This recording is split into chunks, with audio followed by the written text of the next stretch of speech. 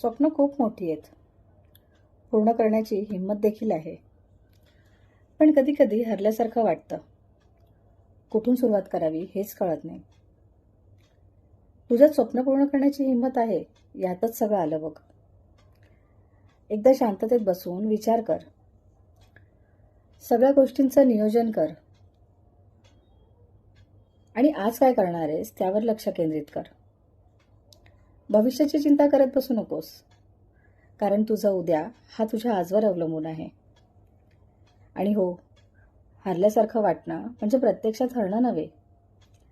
माणूस हा प्रयत्नांपासून पूर्णत्वाला जात असतो.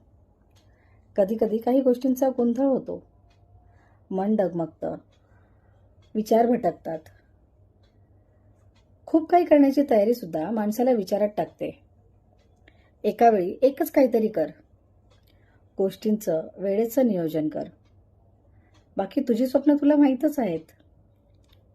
आणि लक्षात ठेव, कष्टाचं फळ आज ना उद्या मिळतंच. जे तुझं आहे ते तुझ्यापर्यंत येणारच. स्वतःवर विश्वास ठेव आणि स्वतःशी प्रामाणिक राहा. खरंच